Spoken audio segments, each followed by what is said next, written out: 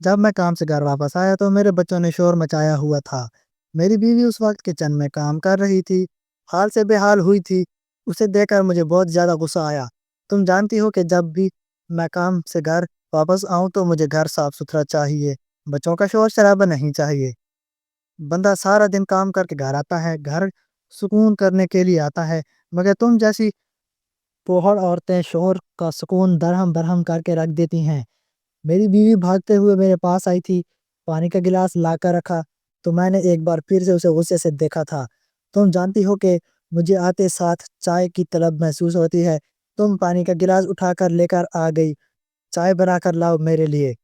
میرے گھر میں آتے ہی ہر طرف جیسے افراتفری مچ گئی تھی۔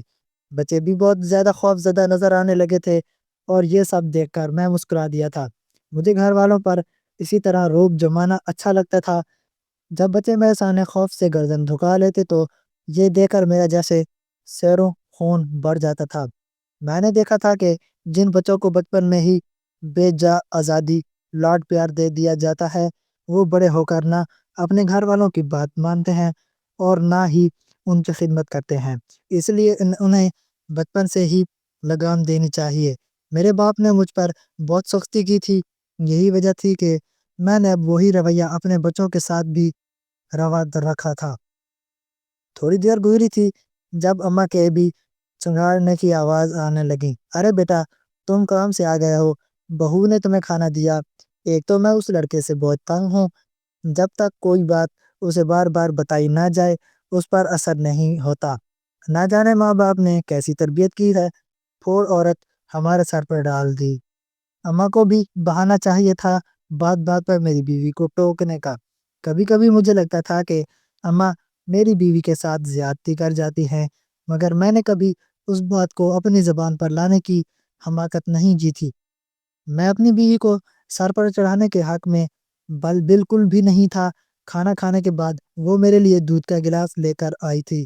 میں خوراک کے معاملے میں بہت زیادہ محتاط رہتا تھا، ہمیشہ ہی اپنے لیے پھل اور دودھ کا اہتمام کرتا تھا۔ میری خوراک کا آدھا حصہ تو میری اچھی خوراک پر ہی خرچ ہو جاتا۔ جب کبھی میری بیوی اس بارے میں بات کرتی تو میں اسے غصے سے ڈانٹ دیا کرتا تھا کہ میں گھر کا کماؤ مرد ہوں، اگر میں اپنی صحت کا خیال نہیں رکھوں گا، اچھی خوراک نہیں کھاؤں گا تو میں کام کیسے کروں گا؟ تم لوگوں کو اخراجات، یہ ضرورتیں، یہ عیاشیاں کہاں سے پوری کروں گا؟ میں نے کبھی اپنی بیوی سے اس کی ضرورت کے بارے میں نہیں سوال کیا تھا، وہ کیسے اپنی ذاتی ضرورتوں کا پورا کرتی۔ میں اس کے ہاتھ میں بس گھر کے ضروری سامان کے پیسے لا کر رکھ دیا کرتا تھا اور کبھی کبھی تو سامان بھی سارا خود ہی لے کر آتا، اور اگر اسے پیسے دیتا تو ایک ایک پائی کا حساب لیا کرتا تھا، اور اگر مجھ سے کبھی اسے سے حساب لینے میں بھول چوک ہو جاتی تو یہ کام میری اماں بہت اچھے طریقے سے انجام دے لیتی تھیں۔ اماں بھی ہر بات میں میری ہم نوا تھیں۔ ارے بیٹا، اپنی صحت کا خود خیال نہیں رکھو گے تو پھر اور کون رکھے گا؟ اگر کھاؤ گے نہیں تو جان کیسے بنے گی؟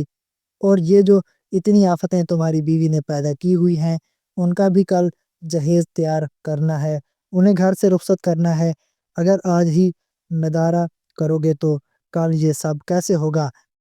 اماں میری دونوں بیٹیوں کی طرف اشارہ کرتی، جو دونوں مجھے دیکھتے ہی اپنے کمرے میں گم ہو جاتی تھیں۔ انہیں دیکھ کر ایک کیڑ بھری نظر میں نے بھی ان پر ڈالی تھی۔ مجھے لگتا تھا کہ میری بیوی میرے ساتھ ضد کرتی ہے، جیسے اس نے جان بوجھ کر یہ بیٹیاں پیدا کی ہیں تاکہ وہ میرے بوجھ میں، میری ذمہ داریوں میں اضافہ کر سکے۔ میں ہمیشہ ہی خود غرض واقع ہوا تھا، اپنی ذات سے آگے مجھے نہ کچھ دکھائی دیتا تھا نہ سنائی دیتا تھا۔ جب میری بیوی پہلی بار ماں بننے والی تھی تب اس نے مجھ سے اچھے پھل فروٹ کھانے کی خواہش کا اظہار کیا تھا۔ تب میں نے اپنی بیوی کے منہ پر ایک زوردار تھپڑ جڑ دیا تھا۔ اگر میں تمہاری فرمائشیں پوری کروں گا تو ضرورتیں کہاں سے پوری کروں گا؟ میں اسے ڈرا دھمکا کر خاموش کروا گیا تھا۔ اس دن کے بعد سے میری بیوی نے کبھی مجھ سے فرمائش نہیں کی تھی، اور یہ دیکھ کر میرا سینہ خوشی سے چوڑا ہو جاتا تھا۔ میری بیوی کی بھائی اکثر گھر میں آتے تو چپکے سے اپنی بہن کی مٹھی میں کچھ پیسے دبا کر چلے جاتے تھے۔ اگر تو کبھی میں انہیں بھی یہ پیسے دیتے دیکھ لیتا تو اپنی بیوی کی خوب ہی کلاس لیتا کہ وہ اپنے گھر والوں کے سامنے میری برائیاں کرتی ہے اور انہیں بتاتی ہے کہ میں اس کے اخراجات نہیں اٹھاتا تو دوسری طرف میں چپکے سے اسے پیسے وصول کر لیا کرتا تھا۔ میری بیوی تو مجھے غصے میں دیکھ کر ہی سہم جاتی تھی۔ میری کسی بات سے اختلاف کرنا، مجھے انکار کرنا تو اس نے سیکھا ہی نہیں تھا، اور نہ ہی میں نے اسے اتنی جرأت عطا کی تھی۔ اب تو اس گھر میں آئے ہوئے اسے 12 سال گزر چکے تھے، اور اب بھی اس میں کبھی مجھے انکار کرنے کی ہمت پیدا نہیں ہوئی تھی۔ دن گزرتے رہے اور میرا یہ روب دو بدابہ وقت کے ساتھ ساتھ ایک آہنی دیوار کی صورت اختیار کر گیا تھا۔ مجھے اپنے گھر میں ایک بادشاہ کی سی حیثیت حاصل تھی، جس کے سامنے کسی کو دم مارنے کی مجال نہ تھی۔ میری بیٹی کی عمریں اب بڑھ رہی تھیں، مگر میرے لیے وہ آج بھی محض ایک بوجھ اور ذمہ داری کے سوا کچھ نہ تھی۔ میں نے کبھی ان کے سر پر پیار سے ہاتھ نہیں رکھا تھا، نہ کبھی یہ پوچھا تھا کہ انہیں کیا چاہیے یا وہ زندگی میں کیا بننا چاہتی ہیں۔ میرے نزدیک بیٹیوں کا مقصد صرف جو ان جوان ہونا اور پھر کسی دوسرے گھر کی زینت بننا تھا، جس کے لیے میں نے ابھی سے جوڑ توڑ شروع کر دیا تھا۔ میری بیوی کی خاموشی اب ایک مستقل عادت بن چکی تھی۔ وہ گھر میں ایک سائے کی طرح چلتی پھرتی، ہر وقت کام میں مگن رہتی۔ اس کے چہرے کی زردی اور آنکھوں کے نیچے پڑے سیاہ حلقے مجھے کبھی نظر نہ آئے۔ میں جب بھی اسے دیکھتا مجھے صرف اس کی کوتاہیاں نظر آتی۔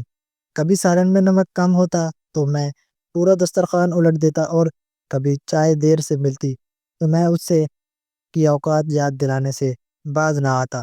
اماں میرے اس رویے کو دیکھ کر خوش ہوتی اور کہتی کہ بیٹا، مرد وہی ہے جس کے سامنے آنے پر میں پرندہ بھی پر نہ مار سکے۔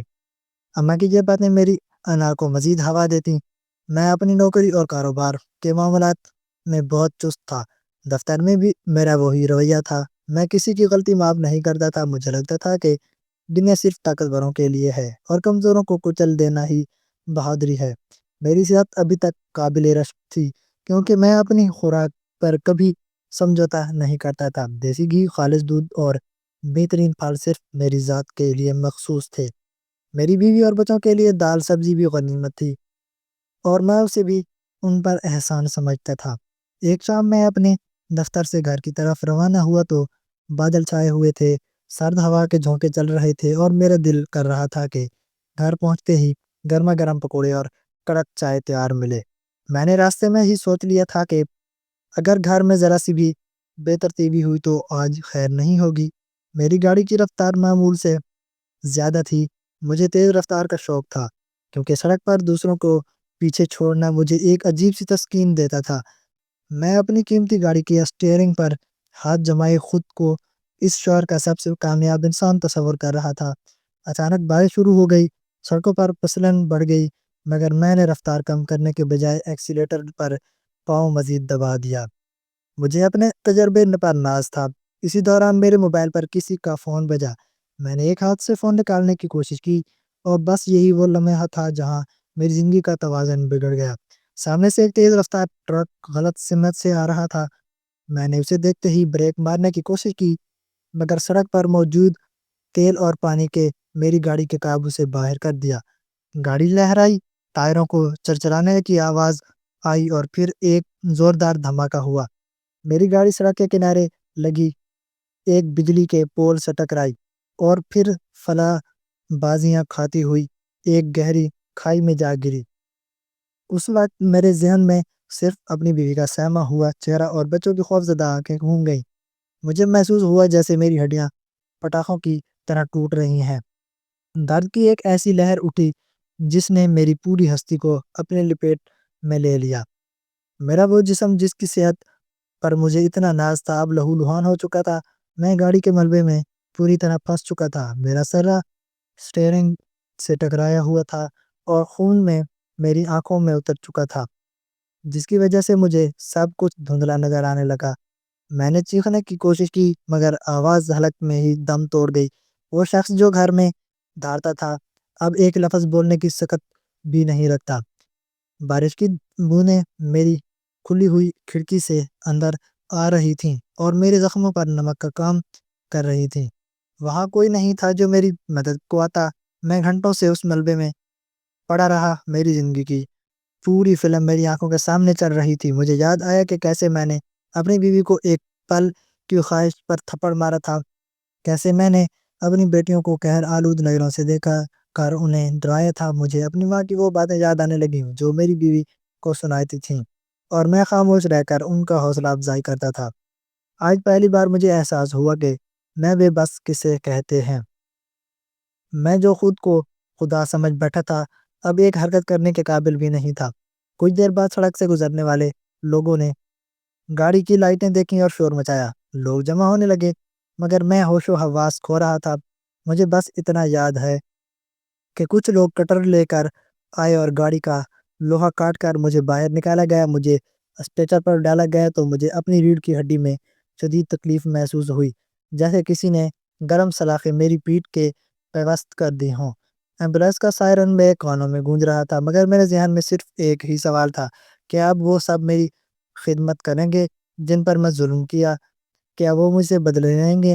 ہسپتال پہنچنے تک میں نیم بے ہوش کی حالت میں تھا۔ ڈاکٹروں کی بھاگ دوڑ، مشینوں کی بیپ بیپ اور ادویات کی بو نے مجھے گھیر لیا تھا۔ آپریشن تھیٹر میں لے جانے کے سے پہلے میں نے ایک جھلک اپنی بیوی کی دیکھی، جو ہانپتی کانپتی وہاں پہنچی تھی۔ اس کے دوپٹے کا پلو اس کے ہاتھوں میں دبا ہوا تھا اور وہ بری طرح رو رہی تھی۔ وہی عورت جسے میں نے کبھی عزت نہیں دی، آج میرے لیے تڑپ رہی تھی۔ میرے اندر کی انا بھی زندہ تھی۔ میں سوچ رہا تھا کہ یہ سب دکھاوا ہے، مگر میری حالت ایسی تھی کہ میں کچھ کہہ پاتا۔ ڈاکٹروں نے میری جان تو بچا لی، مگر جب مجھے ہوش آیا تو معلوم ہوا کہ قدرت نے مجھ سے میری وہ چیز چھین لی ہے جس پر مجھے سب سے زیادہ غرور تھا، میری طاقت۔ ڈاکٹر نے میری بیوی کو بتایا کہ ریڑھ کی ہڈی پر شدید چوٹ آئی ہے، جس کی وجہ سے میرے جسم کا نچلا حصہ مفلوج ہو چکا ہے۔ میں اب کبھی اپنے پیروں پر کھڑا نہیں ہو سکوں گا۔ یہ سنتے ہی میرے پیروں تلے سے زمین نکل گئی۔ میں جو گھر میں روب سے چلتا تھا، اب ایک بستر کا محتاج ہو چکا تھا۔ وارڈ میں شفٹ ہونے کے بعد جب میں نے خود کو سفید چادروں کے درمیان بے بس پایا تو مجھے اپنے ارد گرد کی دیواریں قید خانہ لگنے لگی۔ میری ماں میرے سرانے بیٹھی رو رہی تھی، مگر اب ان کی باتوں میں وہ پہلے جیسا دبدبا نہیں تھا۔ میری بیٹیاں کمرے کے کونے میں دبکی کھڑی تھیں، ان کی آنکھوں میں ابھی بھی وہی پرانا خوف تھا، مگر اب اس خوف کے ساتھ ساتھ ایک عجیب سی خاموشی بھی تھی۔ میری بیوی میرے پاؤں دبانے کی کوشش کر رہی تھی، وہی پاؤں جو اب مرد لکڑی کی طرح بے جان تھے۔ کئی ہفتے ہسپتال میں گزر گئے، میری وہ خوراک، وہ عیاشیاں سب دری کی دری رہ گئیں۔ اب میں وہی دلیا اور ابلے ہوئے کھانے کھا رہا تھا جنہیں میں کبھی حقارت سے دیکھتا تھا۔ ایک دن جب میری بیوی مجھے کھانا کھلا رہی تھی تو میں نے اس کی آنکھوں میں دیکھا، وہاں کوئی نفرت نہیں تھی، بلکہ ایک عجیب سا دکھ اور ہمدردی تھی۔ مجھے غصہ آیا، میں چاہتا تھا کہ وہ مجھ پر چلائے، مجھ سے بدلہ لے، مجھے وہ سب یاد دلائے جو میں نے اس کے ساتھ کیا تھا، مگر اس کی خاموشی مجھے مزید اذیت دے رہی تھی۔ گھر واپسی کا دن آیا تو مجھے سہاروں کے ذریعے گاڑی میں بٹھایا گیا۔ جب میں اپنے گھر کی دہلیز پر پہنچا تو مجھے وہ منظر یاد آیا جب میں کام سے واپس آتا تھا اور سب سہم جاتے تھے۔ آج میں واپس آیا تھا، مگر ایک لاچار کٹہری کی صورت میں۔ مجھے میرے کمرے میں لٹایا گیا۔ اماں اب بھی وہی پرانی باتیں کرتی تھیں، بیٹا گھبراؤ نہیں، یہ تو آزمائش ہے، بہو نے ناخدمت کرنے کے لیے۔ مگر میں جانتا تھا کہ اب حالات وہ نہیں رہے۔ میری بیماری نے گھر کے حالات کو بھی متاثر کرنا شروع کر دیا تھا۔ وہ پیسے جو میں نے بڑی مشکل سے جوڑے رکھے تھے، اب ڈاکٹروں اور ادویات کے نظر ہو رہے تھے۔ میری بیوی جسے میں نے کبھی ایک ایک پائی کا حساب دینے پر مجبور کیا تھا، اب وہی گھر کا نظام چلا رہی تھی۔ اس کے بھائی اب زیادہ کثرت سے آنے لگے تھے، اور اب وہ چھپ کر نہیں بلکہ کھلم کھلا اپنی بہن کی مدد کرتے تھے۔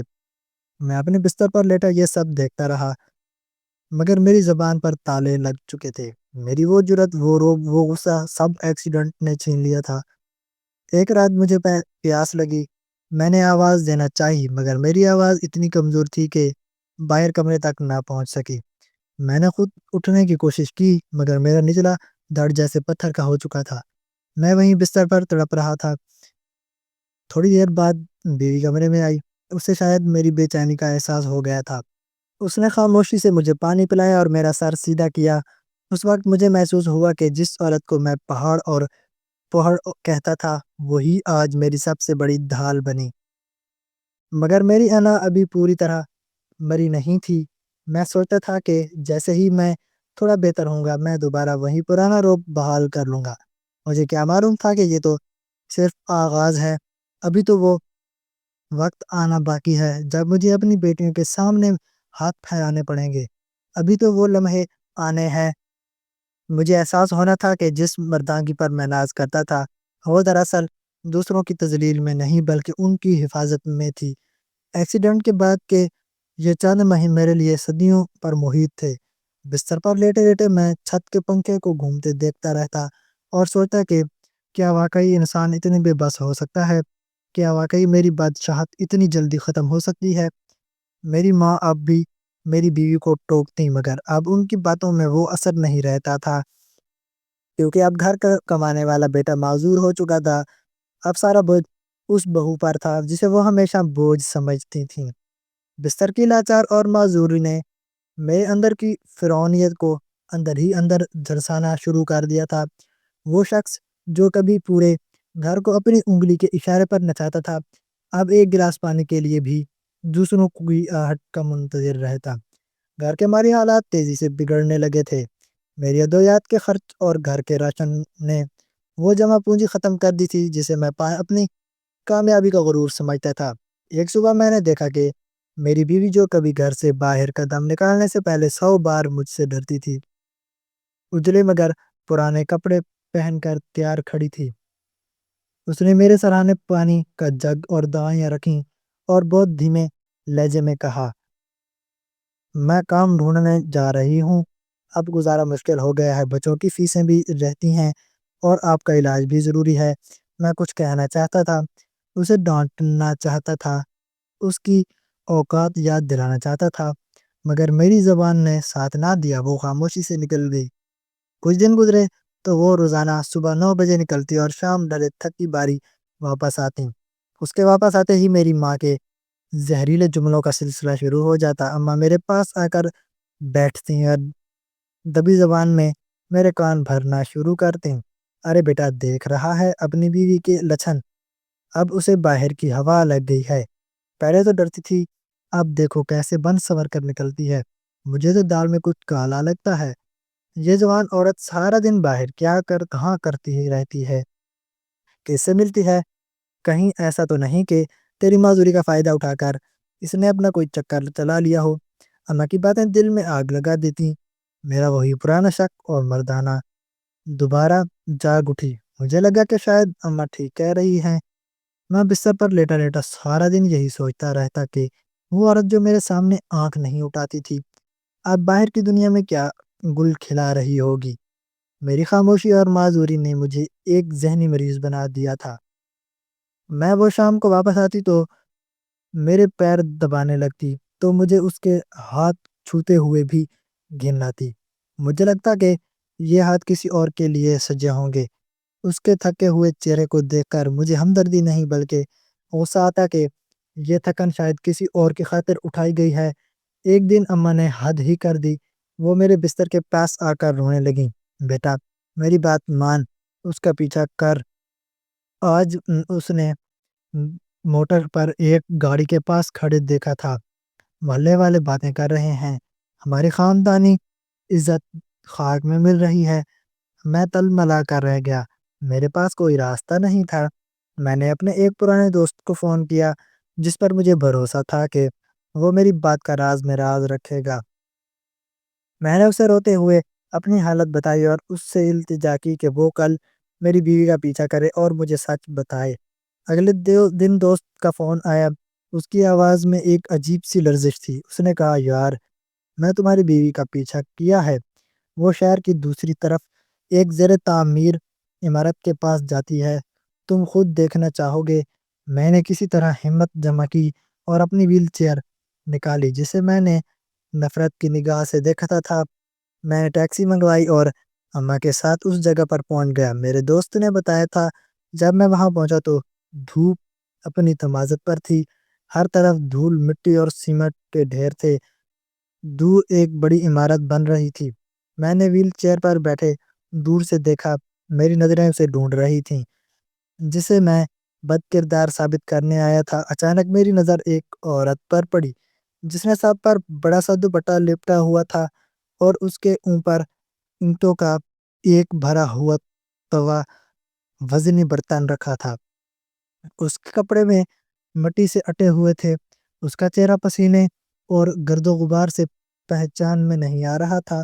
میں نے غور سے دیکھا، وہ میری بیوی تھی، وہی عورت جسے میں نے 13 سال تک ایک قیدی بنا کر رکھا، جسے میں نے کبھی اچھا پھل نہیں کھانے دیا، جسے میں نے ہمیشہ بوجھ کہا۔ وہ تپتی دھوپ میں مزدوروں کے ساتھ اینٹیں ڈھو رہی تھی، وہ ایک ایک اینٹ اٹھا کر اوپر والی منزل تک لے جا رہی تھی۔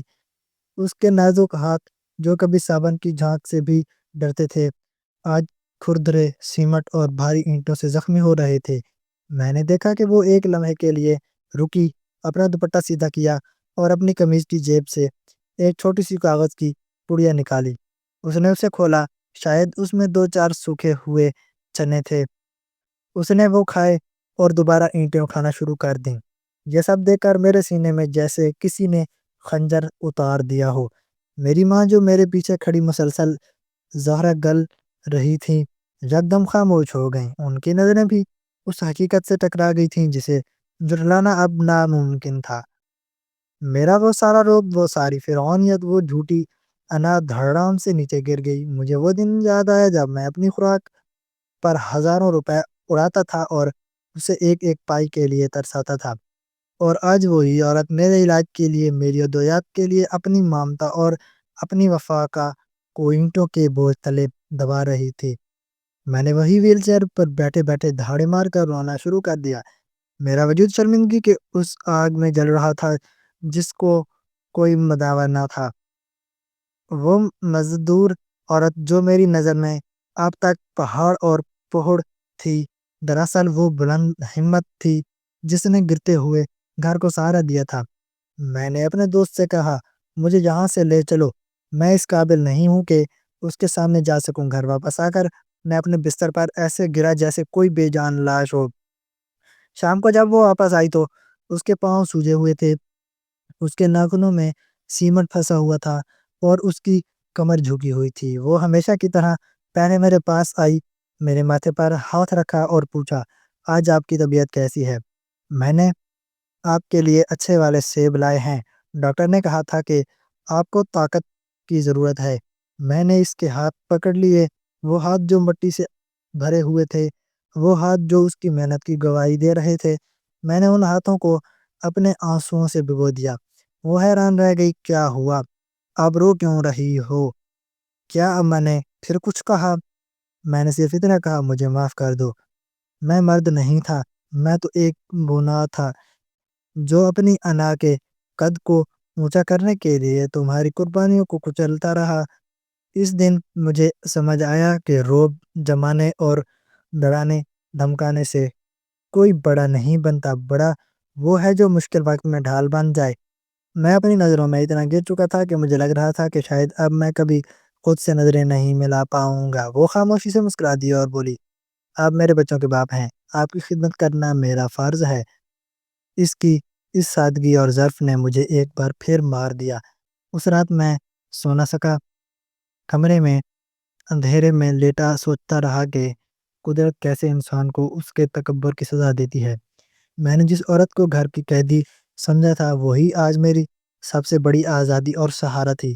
میری ماں بھی اپنے کمرے میں خاموش پڑی تھیں، شاید انہیں بھی اپنی کہی ہوئی باتوں پر ندامت ہو رہی تھی۔ مکافات عمل کا یہی گھوم چکا تھا اور اب میں ایک انسان بننے کی کوشش کر رہا تھا۔